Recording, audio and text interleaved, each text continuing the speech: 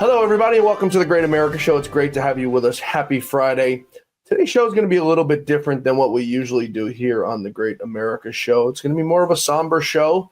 No news today. So if you're tuned in and you want the latest news, we're not covering any news today.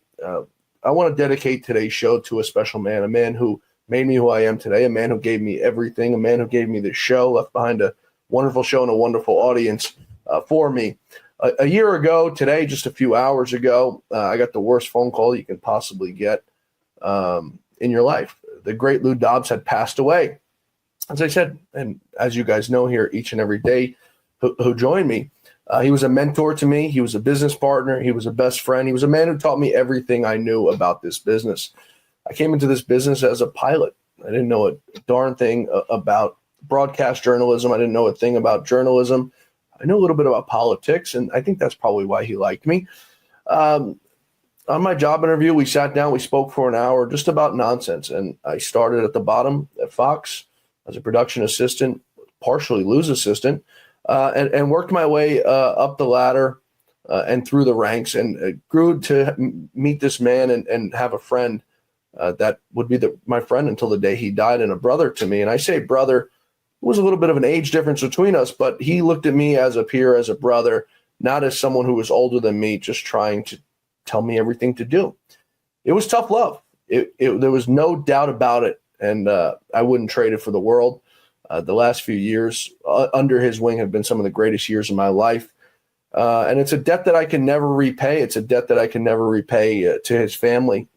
Just a few hours ago, I spent some time with his family on the farm, as we remembered him to be the great human being that he was and the pioneer. For those of you who are joining us who have watched him your entire life, as most of you write and tell me, you know that he was ahead of the curve on just about everything. Back in 2006, 2004, 2005, his books, War on the Middle Class, Exporting America, he wrote about everything that has now come true today. If you don't believe me, go on Amazon. You can probably get the books for $4 or $5. Exporting America and War on the Middle Class. He wrote those two books in the early 2000s about what was going to happen to this country under Democratic rule, what they were going to do to us, what they were going to do to the American job, what they were going to do to the middle class, and everything he wrote. Immigration has come true. And I would often argue with him, we'd argue a lot, like brothers do, that he was wrong. And I've got to be honest, I've never told him this. I can't wait to see him one day again where I can tell him that about 99% of the time what we'd argued, I'd never admit that he was right, even though he was right. But that was the relationship we had. But as I said, some of the things he was right on. One of them cost him his job at Fox News because of complicity, because of corruption. And it was voting machines. It was something that Lou spoke about as early as 2006. Take a listen.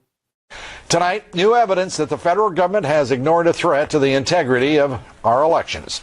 A group of Venezuelan businessmen have bought an American company that supplies electronic voting machines and counts the votes. But your government didn't even review the sale. A voting machine company, critical to this country's election count. And they can't tell you whether or not the Committee on Foreign Investment in the United States reviewed it or not? They have no answer for us. And these are the most arrogant, incompetent, bureaucratic idiots. Smartmatic, based in Boca Raton, provides voting machines in local elections in the United States, like this election in Chicago in March. But Smartmatic has only 5 to 7 people working in Boca Raton, Florida. Smartmatic is a labyrinth of international holding companies owned by Venezuelan businessmen. The Smartmatic and other voting machine companies are private companies. They have proprietary software they can call a trade secret. Electronic voting experts with extensive experience say it's nearly impossible to verify if a proprietary system is tamper-proof. All of the voting system vendors in the United States are private companies. The problem is the closed-door proprietary nature of the process. The closed system we have right now makes it extremely hard to find out what's going on. And that means that should a thief get in a position of power, we would never know. Some voter watchdog groups and others in Congress are calling for a full review and say the ownership of all electronic voting companies should be reviewed to determine if it poses a risk to U.S. elections. The U.S. Treasury Department today would not confirm or deny if a so-called CFIUS review is underway on Smartmatic. Watchdog groups question why U.S. voting machines would be under the control of citizens of another country, especially a country whose own election process is highly suspect. We believe this is a national security issue. There is no way that companies belonging to non-U.S. corporations should have access to our elections. In the case of Smartmatic, there are a number of unanswered questions. That's why I wrote to the Secretary of the Treasury and asked them to review the ownership. It's offshore, it's murky, no one seems to know who owns it. Certainly our government should. Imagine that. That was 2006. Now, I don't think Lou Dobbs gets enough credit for all that he has said and all that he has done and been right about. But I don't think ever in his mind did he imagine that 14 years post that video, post that news clip segment there on CNN, would 2020 happen and all that happened with it. But he warned us. He told us this is what was going to happen. Now, I always ask you, don't take my word for it. It wasn't the only thing.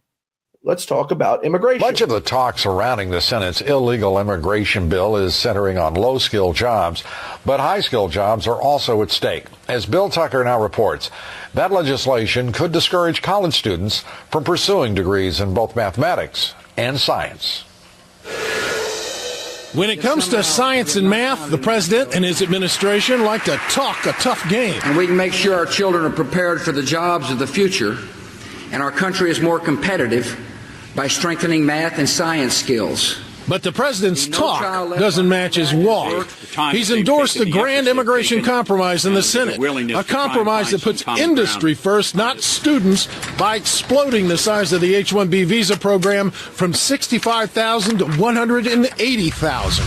Worker activists and organized labor call the move shameless. There is absolute inconsistency, a complete 180-degree contradiction between the notion that we want to encourage our kids to go into these fields and the notion that we're going to depress wages in these fields and then ensure that the jobs are offshore. Our colleges and universities are graduating more than 300,000 students a year with bachelor's, master's, or PhDs in computer or information science, math, and engineering, according to the U.S. Department of Education and the Computing Research Association.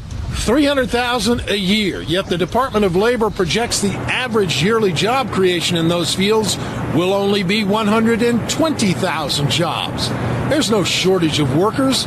There are a string of reports from the GAO and from independent studies showing that H-1B workers are paid less than American workers. And researchers at the Duke University's Pratt School of Engineering surveyed 68 companies and found they weren't going offshore because of any shortages of engineers or deficiencies in American workers. It was and is all about cost savings. If the higher paying wage jobs are either leaving the country or being given to workers coming in from another country, how are we going to continue to fund our tax base? Leading to another very simple question.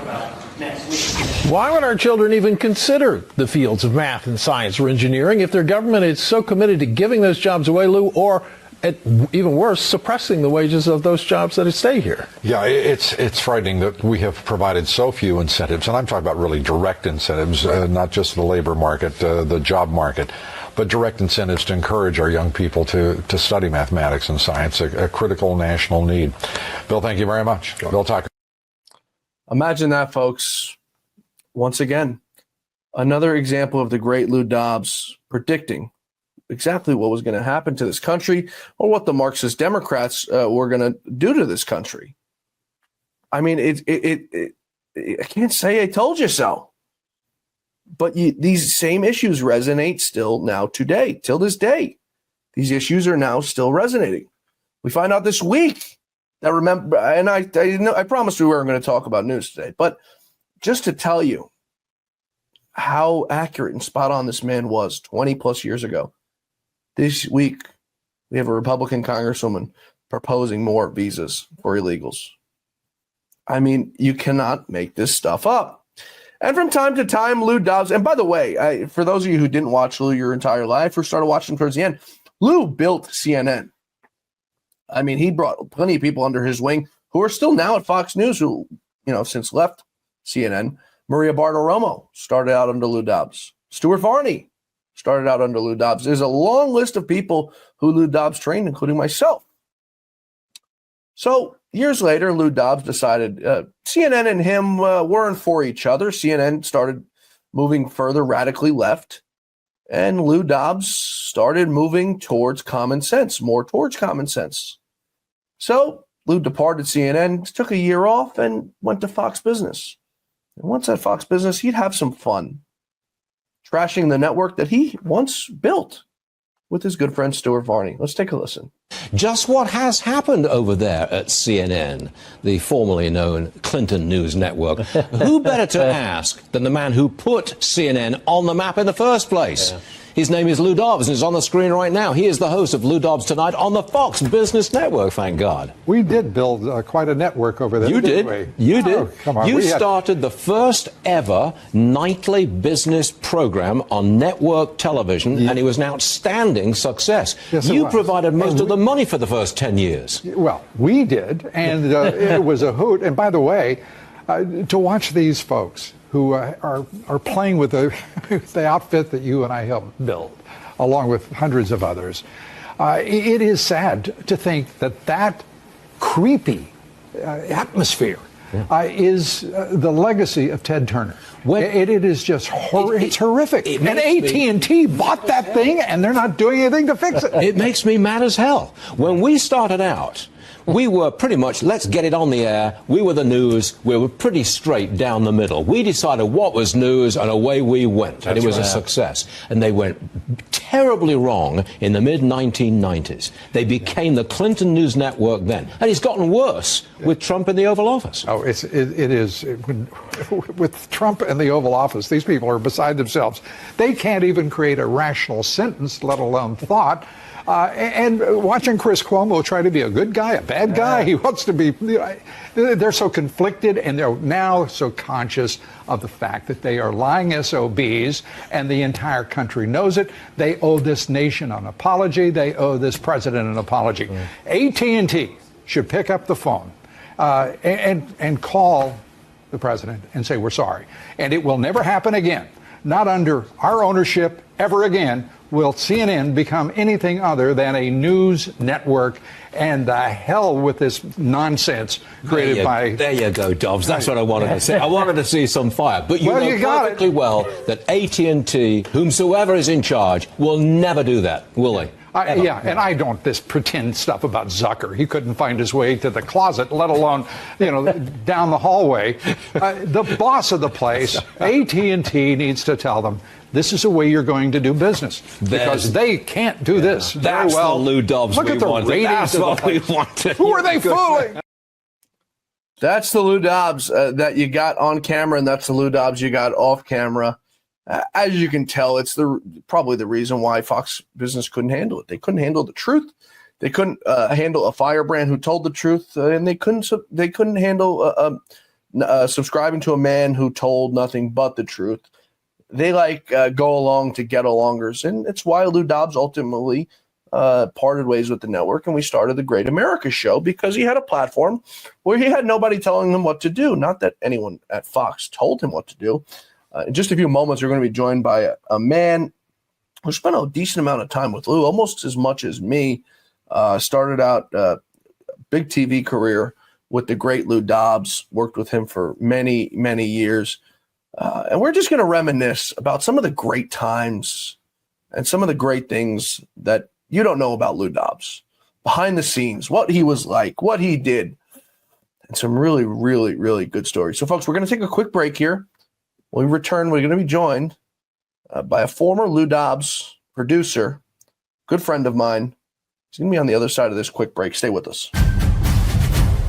You're still looking good. I'm still feeling good. You know, I've got all your MyPillow products. Mattress topper, bed sheets, MyPillows, towels, slippers, blankets. I'm interrupting this commercial to do something I've never done before. Get 2 MyPillows absolutely free on orders of $100 or more. I can't do this forever, so get on board with this great sale today. Our best-selling 6-piece bath towel sets or kitchen towel sets, just $29.98. Our famous standard MyPillows only $14.98. Queens $18.98. King size only $1 more. Body pillows $29.98. Multi-use MyPillow 2.0s with pillowcase $9.98. Save $40 on our Spring Percale and Giza Dream bedsheet sets. Any size, any color. So go to MyPillow.com or call that number on your screen. Use your promo code to save up to 80% on all MyPillow products. And when you spend $100 or more, get 2 standard MyPillows absolutely free.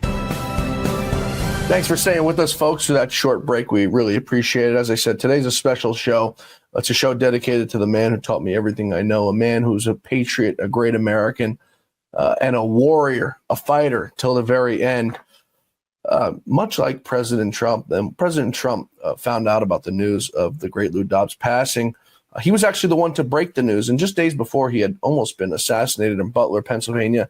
And he had some really kind words to say about the great Lou Dobbs. I want to bring that to you. Lou Dobbs was one of the greatest ever in an industry that had a lot of great people. There was nobody like him. He was my friend, and he was a real talent, and he was a tough cookie. He was so tough, but he was tough on bad people, not on good people. He is somebody that's really going to be missed. He's a big voice. Lou is a really big voice, a very powerful voice. It's very devastating. I thought that he was going to, frankly, be around forever.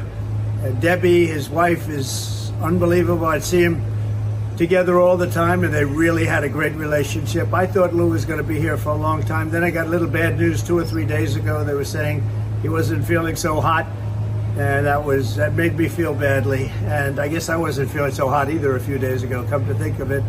But Lou was just a very, very special guy to me. He was somebody very instrumental in the success of MAGA. He understood MAGA better than anybody, and he will truly be missed. He was truly a great man, great at what he did, and a great person. So it's an honor to do this little tribute for him. I would do it anywhere they wanted me to. He was very, very special, and may he rest in peace. President Trump with those very kind words, and we appreciate it. And as I said, that was just days after he was nearly assassinated in Butler, Pennsylvania by that sick Matthew Thomas Crooks, who we still know nothing about, by the way. He had said he thought Lou was going to be around forever. I think we all did, and that's why the day I got the call, it was very surreal to me. And still a year later now to the day, it still doesn't feel like he's gone. I still feel his presence in everything I do, and every word I say. Every morning I wake up, I think about him. Every night before I go to sleep, I think about him. And I'm not exaggerating. He's here with me, and sometimes he sends signs that he's watching, and he knows everything I'm doing. And I think he's proud of me for this show that we've been able to put on. And as I said, I miss him dearly, more than anything in this world, and would give anything to have him back. So as I promised, folks, we're going to be joined now by my good friend, a former producer of the great Lou Dobbs Tonight. His name's Michael Biondi. Now, I came into the TV industry, as I told you. I knew nothing. And Michael took me under his wing the first day there and taught me everything I needed to know. What Michael didn't tell me was how hard it was to work for the great Lou Dobbs, and how difficult of a boss he was, and how rewarding it was. Mike, first of all, thank you for everything you've done for me throughout my career. I want to get your sense first. The great Lou Dobbs, you worked from him for 2016 through 2020, so election to election. Your first impression of the great Lou Dobbs? Man, John, it's great to be here, and Lou is and always will be a legend and a pioneer. I remember the first time I met him, I went to his office for the interview. Didn't know what to expect. First thing he told me is like, Michael, everything you learned in this industry goes out the window you start learning today. I got a little nervous on the spot, but hey, it sounded like a challenge to me, and I always like a challenge. So right from the very beginning of working with Lou Dobbs, he straight shooter. He let me know what was going to happen the next few years working with him. And to be honest with you, I didn't know what to expect at that point, but it turned out to be a real blessing and an honor to work with him all those years, especially through the election and meeting great people like you and the rest of the staff there. It was a true honor, and it was a big highlight of my career without a doubt. That's such a Lou Dobbs thing to say. Everything goes out the window. You and I have had so many laughs with him. We became a dynamic duo working with him. Sometimes hard for him to get his head around. This was us, I think it's got to be like 2018, 2019, maybe it was 2020. We came to work, and it was Halloween in our defense, dressed as Costco samplers. Yeah. And you could just see the look on his face that somehow anything I did never ceases to surprise him because he just expected it, Mike. He did, and that was a great day. I mean, I can't remember the exact words he had for us for our costume choice that day, but I think we impressed him, to say the least. You could tell by the look on his face there. He was never surprised at anything I did, and I started there. I didn't know what to expect. I watched him a little bit growing up, and nobody warned me. Nobody warned me that this guy's an OG. This guy is he's a tough boss, and you hear from all around the industry, Michael. How hard it is to work for him and this and that. And you hear stories from people who just couldn't do it. And what I got from it was about 2 weeks in, and I came to you and I was like, Mike, I can't do this anymore. I've got to quit. And, you gave me some good words of wisdom. And what I realized was after 2 weeks it was like a initiation process. It was a hazing process. And he wanted to see where you were at and, if you were worthwhile because he put time and energy into every single person who worked for him. It wasn't just a BS job. You've worked in other television jobs. I haven't. It wasn't just a BS job. He really wanted you to learn. And that was the thing I got for. So after 2 weeks, Michael, I said, I'm either got to go or I got to figure something out. And something clicked in my mind. And I looked at Lou one day and I said to him, you could say anything you want to say to me, but you can't, number one, you can't hurt my feelings, number one. And number two, you can't scare me. And he looked at me like I was crazy as hell. Like this 25-year-old kid's in here talking to me. I'm the oldest and longest serving news anchor in television. And I think we gained a mutual respect for each other down that day. And we grew. And I mean, you saw it through everyone. He and I grew to become best friends. And you were a Dobbs loyalist too, sticking with them for 4 years. Yeah, I mean, I kind of started the same boat as you. I was Lou's right-hand man. I started as a production assistant with Fox and with Lou Dobbs Tonight. So I kind of understood your pain at the beginning, so to speak. But just from putting in the hard work and the loyalty, as you mentioned, he really does reward you for putting in that extra time and effort and going above and beyond. And he raised the bar to a super high standard, but it made you a better professional and better person overall. Your outlook on life and just the world, you had a deeper appreciation and perspective of it just from working with him day in and day out. The work ethic I got from him, Michael, it was just, there's so many people who have jobs out there who just go to work 9 to 5 and they hate their job. They hate their life. Working with him, I felt like, Michael, when you did something right, first of all, if you did something wrong, you heard about it. Oh, you but did. When you did something right, Michael, it was so rewarding. I'll never forget. Lou called me about 2 weeks before he died. We just put on an episode and he was battling and he came to work and he can barely put on a show. He was sick. I'll never forget. He called me up and he said, thank you so much for putting that together. Last minute show. I was supposed to do the show. He goes, we got an interview with the president. Something big had just happened. He goes, I'm going to do the show. I said, no problem, Lou. Let me know what you need me to do. He said, just book a show. I booked it with another person who was working for him. We booked up a great show. And I'll never forget, he called me and he said, and I was crying, just listening to him thanking me. But you don't get that, Michael, from your typical boss. You're just another number. With him, you were a human being and he cared and he invested in you. 100%. And you could do something as small as, just getting him the right order at work, whatever it may be. But just having that appreciation and, as you see in that photo there, being able to be side by side with the great Lou Dobbs and, sharing your thoughts and your opinion, it actually meant something to him. He wasn't someone that just turned you away. And he really did appreciate having that deeper connection with people he was able to work with day in and day out. Yeah. And to your point, you don't get that at any job nowadays. You are just a number. You don't have that personal connection or that personal aspiration to go above and beyond for someone like you. It's hard, Mike. I have no boss anymore, so I have nobody yell at me, tell me what I'm doing wrong. I mean, looking at the show numbers, I like to think I'm not doing anything wrong, but I got nobody there to smack me on the back of the head. And I talk to Lou's wife every day, Debbie, and it's hard not having someone there constantly down my back telling me, what to do, what's right, what's wrong. But with him, it was a certain kind of connection, as you see here. I think you were giving him a tweet or something. We used to have this little competition. We do Lou's tweets during the show. So you cut a segment during the show while Lou was live. During a commercial break, you got to run from the control room, up a flight of stairs, into Lou's studio, which every time you ran up the stairs in this rinky-dinky studio in Fox Business, you got to worry about falling through the floor and breaking your neck. You'd give Lou the tweet to read that you just typed up and printed, and he'd either prove it or absolutely annihilate it. For everyone, sometimes he'd rip them up, and people in the control room could hear, the 10 or 12 people sitting in a control room would sit there and listen, and they'd be cracking up listening to whoever just went upstairs and gave him a horrible tweet. But he was hands-on in everything. Nothing was autonomous with him. He wanted to know everything that was going on, and he wanted to say in a word and everything. I mean, we were tweeting on his behalf, but he had to approve it. He had to edit it.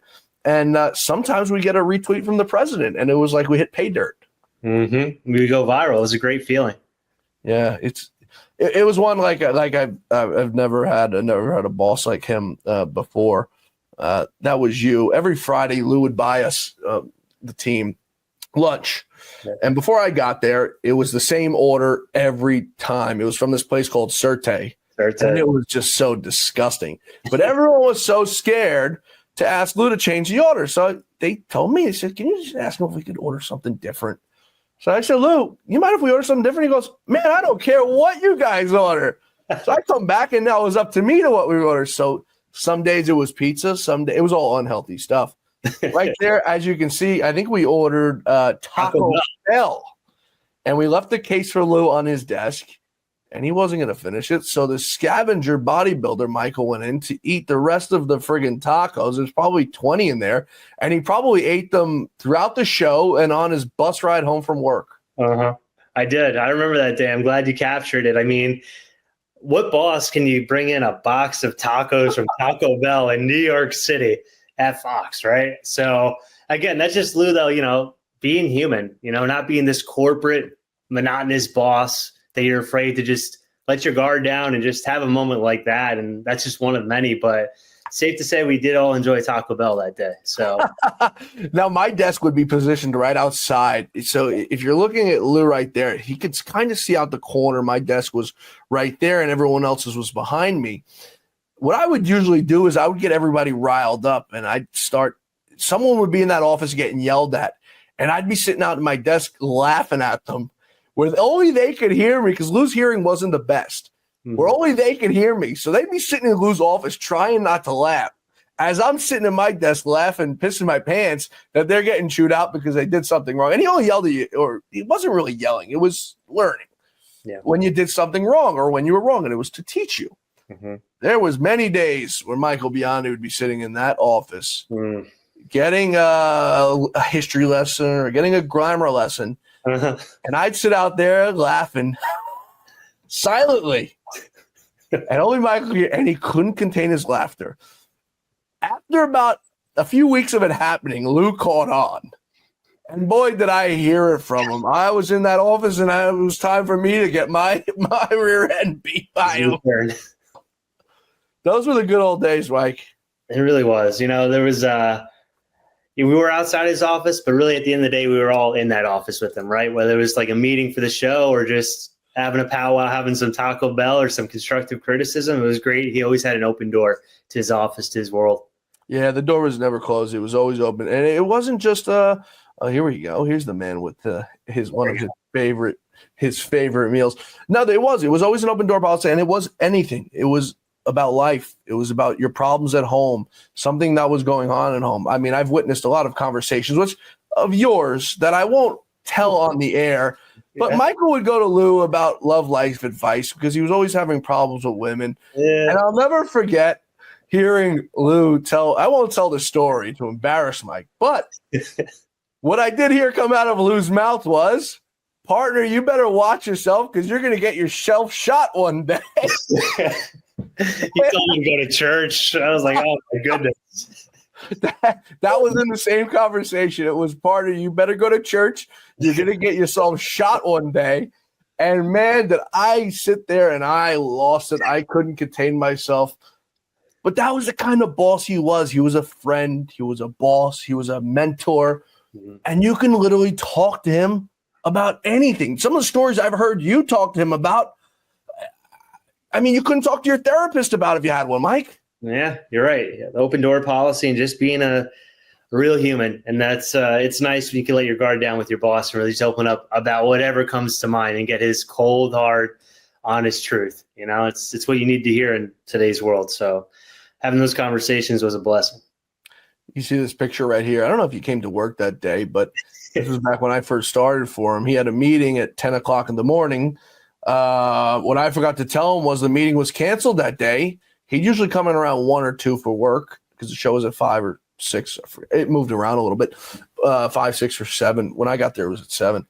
And I forgot to tell him the meeting was canceled. And I'll never forget. This is probably a month in the job. He walks into his office. He said, looks at me. He says, John, did you forget to tell me something? I go, no, what happened, Lou? Yeah, that meeting I was supposed to go to at 10 a.m., it was canceled. He showed up to the meeting, and the thing was canceled. And I'll never forget. I shivered the rest of the day. I was terrified what was going to happen to me. And he let it go. But that's him sitting in the morning editorial meeting, and everyone's there just nervous because they didn't want to give. This is where we'd have these morning editorial meetings every morning where you'd pitch stories. Mm-hmm. And I used to troll them. I'd wait for everyone to pitch their stories, and then I would pitch the same stories that they just pitched.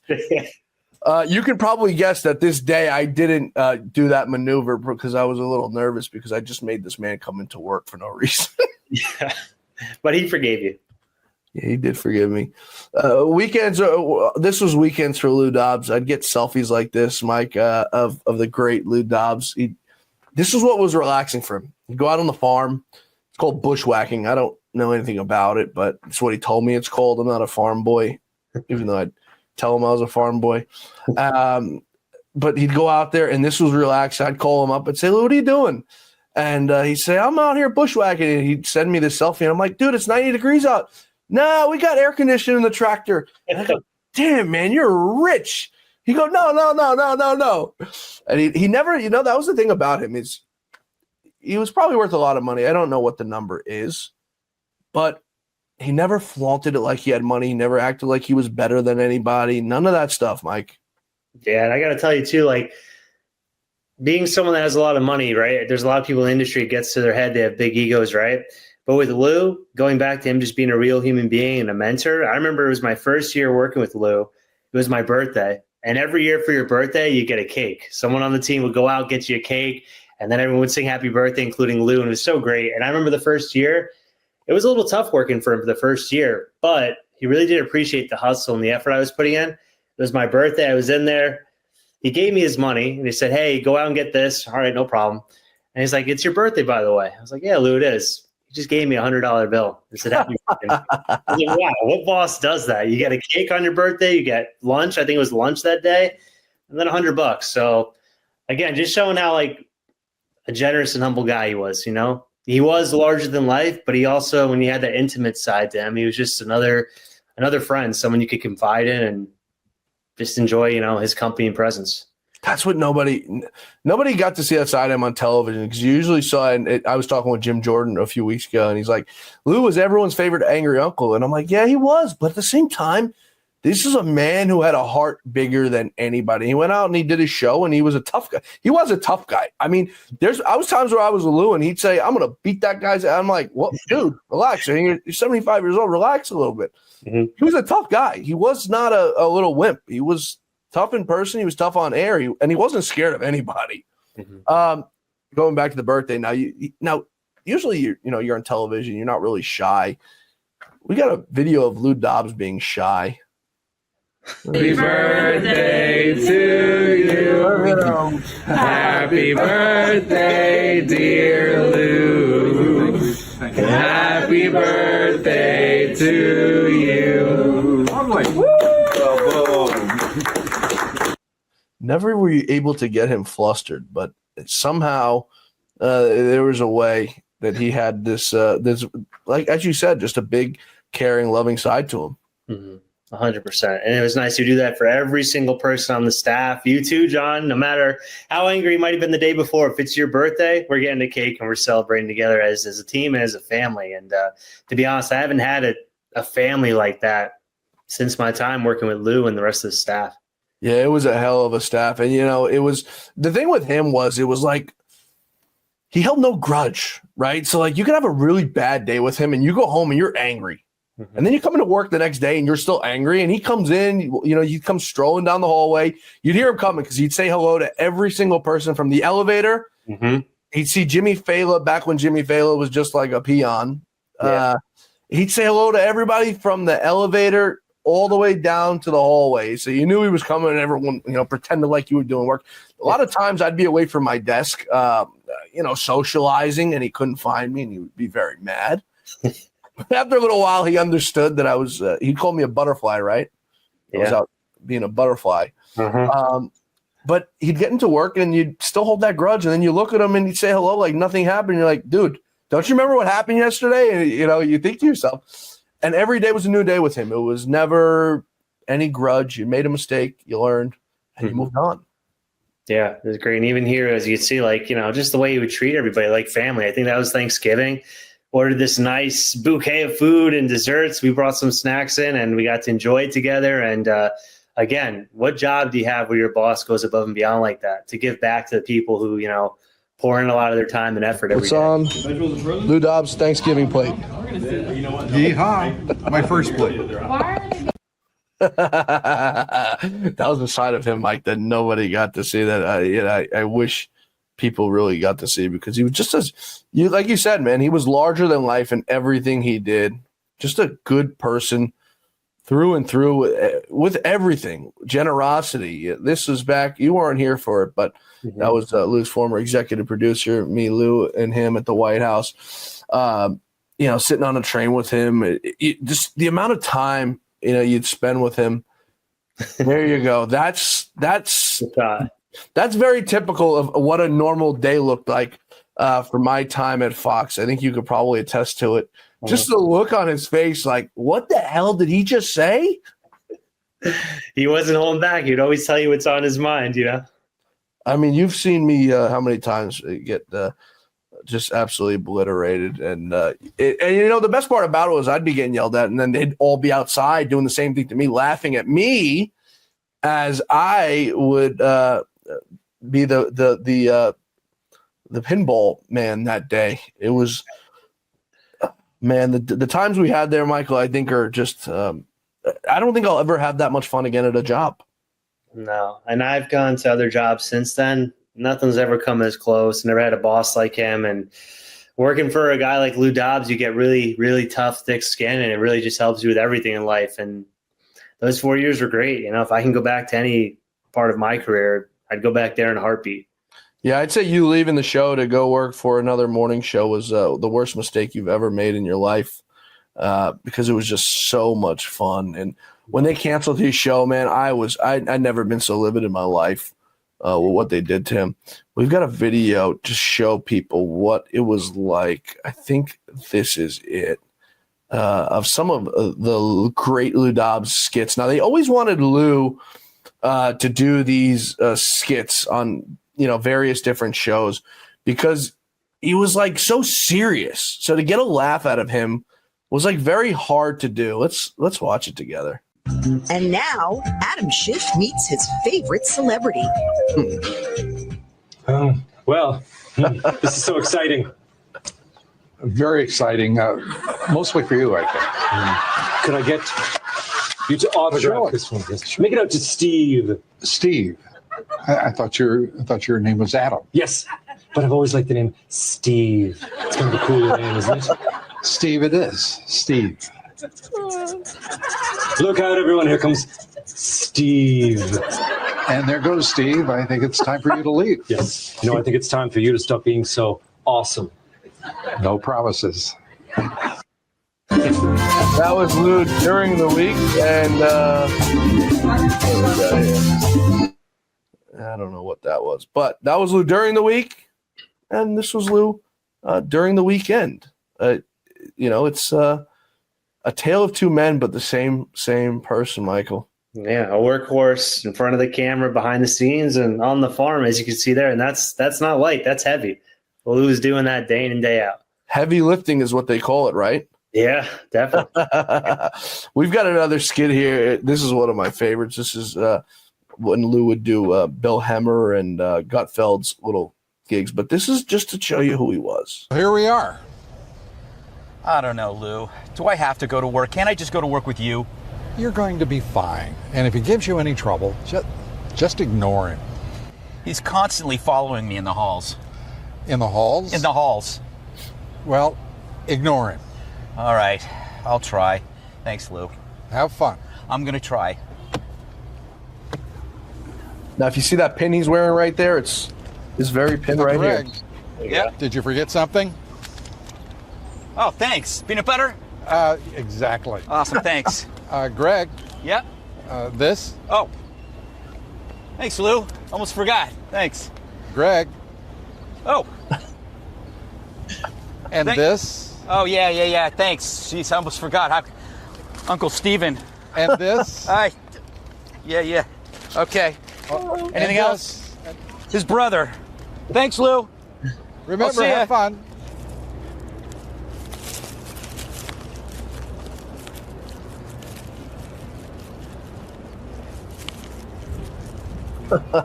Hey, you dropped your alligator. Oh, boy. I mean, it just absolutely brilliant. And this was on the way out. What's up, Bill? Hey, Greg. Bill Hemmer. How was the show? It was pretty good. I was great. You were? Yeah, show was okay, but I was good. Really good. So you ready to go, champ?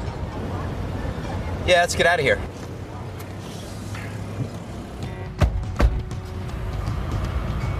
You didn't tell me we were going to a costume party. Oh, we're not. Oh, Hemmer's great too. We got to hang out with Hemmer a bunch. His office was down the hallway. I mean, what I would do to go back, Michael, what I would do. Yeah, honestly, time machines, that's a time in life. It was a great time in life, It was very rewarding. Before we wrap, I want to get your favorite, I guess, I want to put you on the spot, your favorite memory with Lou for the audience. I mean, I tell them every single day here. They're probably tired of them. But I want to get your favorite memory or what you'll, always remember him by. Honestly, I think the fact that even when I was just an entry-level PA, getting my, feet under me at Fox, the fact that after every single show, he would always require that I would come out at the end of the show, meet him at the end of the show, and then I would talk with him and the executive producer, what worked, what could have been better. And the fact that my opinion actually mattered to him, that meant the world to me because, I was saying after the show, it was a long day. Maybe it was a hard day in the office, but the fact that he wanted to just get my honest feedback and opinion, it actually meant something to him. Doing that after every show, that says a lot about the person that, Lou Dobbs was. Everyone was at his level when it came time to just be a real human being. And, some people would say it's monotonous, but I felt great at the end of every day, especially during the election season, staying with him until like 1 or 2 a.m. The night that President Trump got in the first time, it was like the Super Bowl. And being with him and Debbie that night was magical. I don't want to sound cliche, but it really was. I never experienced anything like that. So being able to experience those great moments and the small moments with Lou and the rest of the team are, things I always remember in my career. And, I can't say thank you enough to all the leadership and mentorship he gave me as well along the way. I want to find something to read. Where was it? One of my last text messages to him before he passed away. I said, hurry up and get better. I have nobody to argue with. I'm ready to start a war with myself. And then his reply, very Lou Dobbs-esque, that war started long, long ago. At least you've started one you could win. Oh my gosh. This is a man who, was battling and never lost his sense of humor. And, I was glad I got to spend his final day with him on Earth. I got to spend his last breathing hours on Earth. So I'll forever be grateful for that. But, I think the story is, Michael, is we never know when it's our last day, right? You and I are both young, but you never know. He was healthy as a bull, that guy. Mm-hmm. And, we traveled a bunch, and you never know. You heard Trump say it, when the end is the end. So it's like you really, and I live by this. I live every day like it's my last. And, people are like, oh, you're 30-something years old. You shouldn't be. That's stupid. Well, no, because you never know. I mean, you could be walking in New York City and get hit over the head with a shovel. I mean, anything could happen, especially in the times of today, Michael. Yeah. No, yeah. It's appreciate you sharing that. It's so true, though. And, having moments with someone like Lou, I think gives you that perspective to just appreciate those big moments and the small moments, because they all add up. And before you know it, 10 years go by and you wish you can go back. Yeah, you're absolutely right. Mike, I really appreciate you spending some time with us here at the audience. I really hope the audience enjoyed it, because I enjoyed our talk. Michael and I see each other very often for some drinks, one or two, and some cigars every now and then. Yeah. Luckily, we live close to each other. He lives in the armpit of America, and good old dirty New Jersey, a neighbor to Lou Dobbs. But it's always great to see you, Mike, and I really appreciate it. And I hope, like I said, I hope the audience enjoyed your time here with us today, Mike. Thank you. Appreciate it, John. Thanks, everybody, for being with us today. I really appreciate you joining us, and I hope you enjoyed my talk with my good friend, Michael Biondi. Hell of a friend, hell of a producer. And like I said, I came into this business, I didn't know a damn thing, and he taught me everything I knew. And I remember looking at him like, why are you telling me all this? And he's like, because someone taught me. And that's the way things should be these days. Everyone's so nervous about everyone taking each other's jobs or what's going to happen. And I used to say to Lou all the time, I'd say, Lou, the day someone's better at my job than me, I deserve to lose my job. So we need more people like my pal, Mike Biondi. Hopefully he'll come back and work for the show again one day. I miss working with him. I miss bullying him. Folks, we'll see you back here Monday for the Great America Show. I hope you all have a great weekend, a blessed weekend. Next week, we're going to be doing the show from somewhere very special. In fact, the other side of the world. We're going to be broadcasting from Europe. We'll see you on Monday. Until then, may God bless you. May God bless America, and may God bless the great, great, great, great, great Lou Dobbs. I love you all. Have a great weekend.